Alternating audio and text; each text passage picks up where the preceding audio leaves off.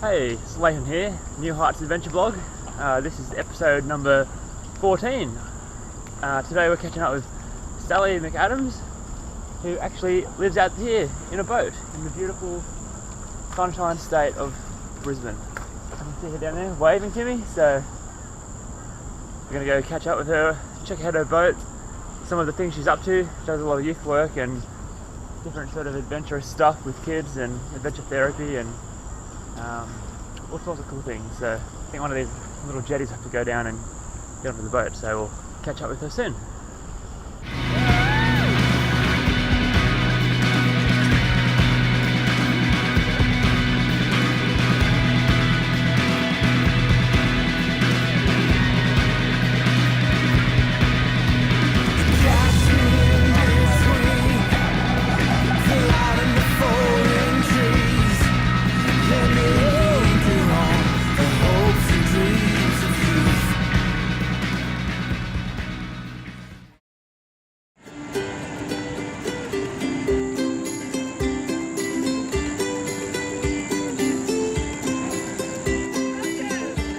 Over the fence. It's got some good full boards here. This is exciting.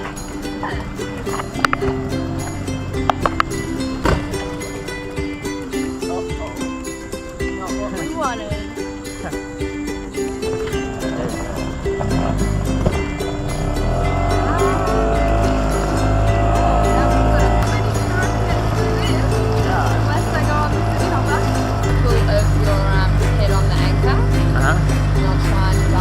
Test out Captain Sally. Too easy. Very dirty. City life is Well, hey, if you actually live in a city, why not on a boat. a boat?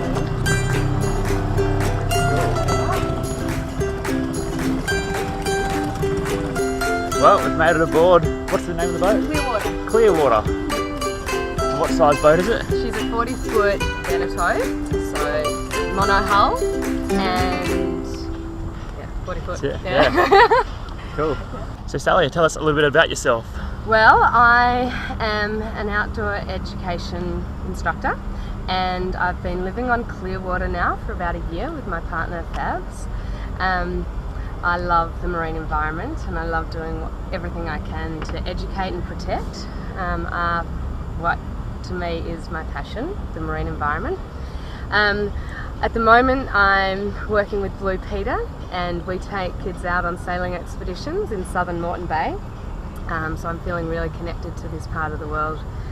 Yeah, that's a bit about me. Cool. So Sal, I was going to ask what adventure we're going on. It's probably not an adventure for you, but for me it's an adventure. Now, do you want to show us a bit about your home? Sure. So yeah, come and have a look around at my home, and then we can maybe talk about some of the adventures that I have living on a boat in the city. Come on through. Coming down into what we call the cockpit, and this is where we steer the boat. We'll eat most of our meals, and yeah, feel the wind blow. When it's raining, we're still nice and protected, so we're living inside outside, which is nice. Okay. Let's go down below of the boat. So this is our living area. It's quite small, but it's perfect for the two of us. This is where we'll plan all of our adventures. This is what we call our galley, where we do all our cooking. Tea on the way. Tea on the way, exactly. Love my tea, especially on a day like today. Got a little cabin here where we sleep. A little bed for the two of us. And then that's just another little bathroom. Cool. Yeah. Down the back we've got two other cabins, so that we can have guests and family friends come and enjoy the cruising life with us. Cool. Yeah, every day is an adventure living on board. You really have to plan ahead and prepare, because you have to get in another boat to get to shore, and then using public transport or my bike to get around. It's not as easy as just jumping in the car that's in the driveway. Yeah. Cool. So Sal, tell us about your most epic adventure that you've been on. Wow, I've had so many epic adventures. Just recently I walked the AAWT, which is the Australian Alpine Walking Trail, and I did that with a beautiful friend of mine, and we took a lot of time to plan ahead and prepare. So packing our food, sorting it out so that we could have food drops. We wanted to eat quite healthily, so we were doing a lot of dehydrating of our food.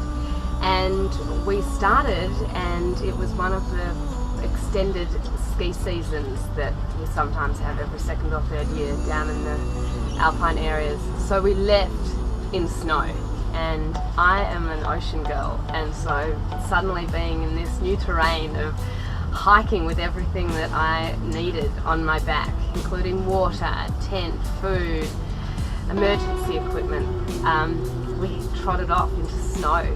And it was epic for me. It was really epic, and the terrain out there is rugged, and it's not, it is a trail, and this was my expectation. Oh, we're going walking on a trail.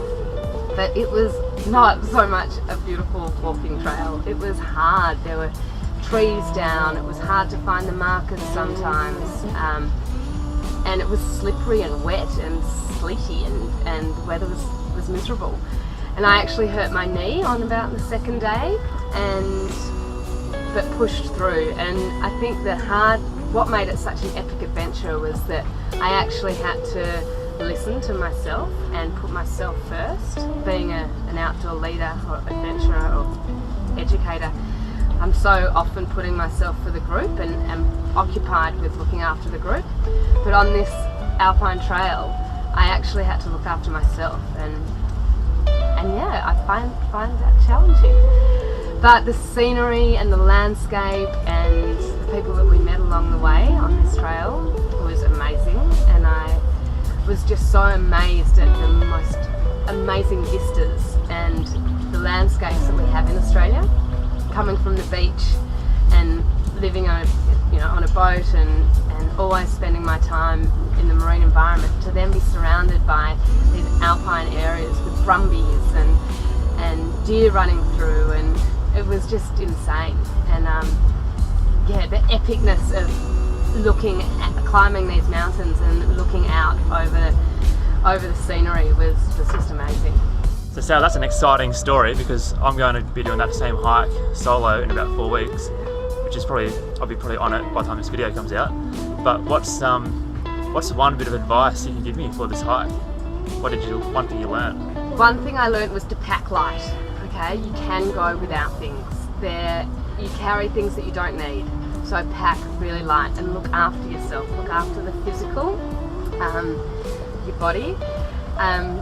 There's ways to find water along the trail.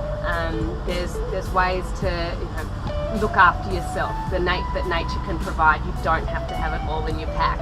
So pack light is my advice. What's one thing you think I should leave behind that I probably wouldn't need? One thing, you definitely don't need a fork. You only need a spoon and a sharp knife. Awesome. So Sal, tell us your most epic moment working with kids, or worst mistake or worst moment. Okay, well, I've been really blessed. I've worked for NOLS, the National Outdoor Leadership School, for about 6 or 7 years. And in that time I have acquired so many amazing skills to prepare me for the worst in a natural environment or in the wilderness. So there was this one camp, and I took a bunch of boys, I think there were 5 boys, and myself and another teacher, and I was trying to teach them some survival skills. So I set up this activity where we were going to use the friction of rubbing sticks together to light a fire. And I set it all up and called the guys in and gave them the basic instructions. And as I started to use the spindle to get the fire started, one of the guys turned around with a lighter and his aerosol can and lit the aerosol can, and just was like, "Miss, you don't have to worry about rubbing the sticks together, I've already lit the fire." And because I was so prepared in starting this fire, all the sticks had caught on fire, the bundles that I'd made to feed the fire slowly were all up, and suddenly we had this, like, in hysterics. The boys thought it was great that the fire was going, but there was this aerosol can and this lighter and fire, and it was maintained or contained, and everyone was safe, but it was a good example for me is like, plan ahead and prepare for the worst, because that came out of nowhere, a big fireball behind me. So tell us a bit more about the NOLS stuff. Alright, so NOLS is the National Outdoor Leadership School, and they have bases all around the world, and I've been lucky enough to work as a sea kayaking instructor and a sailing instructor and a hiking instructor in places like Alaska, Mexico, New Zealand, and up in the Kimberley, up in Western Australia. Kimberley is amazing. Doing wilderness 30-day hikes through the King Leopold Ranges is amazing. The landscape that you see up there is absolutely beautiful, and the extended time in a place really enables you to connect and sink in and feel part of that beautiful landscape. Sea kayaking in the Dampier Archipelago is another thing that has been a highlight of my NOLS career.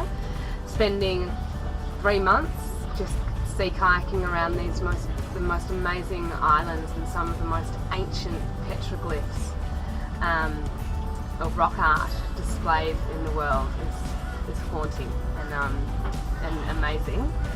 Alaska has always been close to my heart, just because it is so foreign and so far away from Australia, and I was lucky to hike through there and also do some sea kayaking around glaciers. And in Mexico I taught the sailing 30-day expeditions, which was awesome. You sail during the day and then find these awesome remote beaches and set up camp and do amazing classes in nature's classroom. So nature will often teach you the lessons that you need to learn, not the ones that you want to learn. And that's been the awesome thing about being a NOLS instructor, is that you really have that extended time in nature to really hear the messages and learn the lessons. That's some amazing places you've been there, Sal. So out of all those places you've been, what would be your most, or any of your trips, what's been your most rewarding moment working with kids?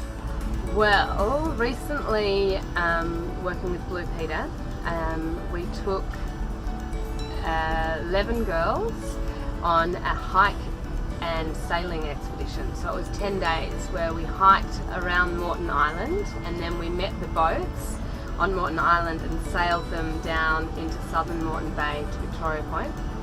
Now this was a really special expedition. The group really formed and bonded, and it was a therapeutic camp. We were all the group was supporting one another and healing their own trauma. And it was such a special time walking along the beaches and having conversations with the girls one-on-one, but then coming together every night and sharing, we call it a rose, a bud and a thorn, and sitting there and hearing some of the challenges that these girls were having, and not just because they were on an expedition, but in life, and then relating it to how that's panning out in our expedition and how they were meeting those challenges on the expedition through their sharing of a rose. That was a really special time, and I connected so beautifully with that group of girls, and we had just an amazing expedition. And sure, things go wrong, people leave their tents open, spiders get in, people forget their rain jackets or get terrible blisters, but as a group we all supported one another, and I don't think I've felt like that supported in an expedition before. These girls that just came together, random girls came together to support one another on this epic adventure, from learning about themselves. So yeah, it was magic. Awesome. So Sally, just a bit of parting advice, your final bit of advice for anyone watching. Okay. What would that be? Have fun. Get outside, feel the earth between your toes, take in deep breaths of beautiful air, and share it. Share stories. Look for the things between the leaves. Look around the corners, and share what you see. Share your observations and create beautiful stories. Well, there we have it. Words of wisdom from Sal Thanks, on this mate. beautiful boat. And yeah, thanks for inviting me over. No worries. I guess we got to get back on that little thing and get back over to the shore. The mainland. The convenience of boat life. Yeah. Yeah. Have fun, guys.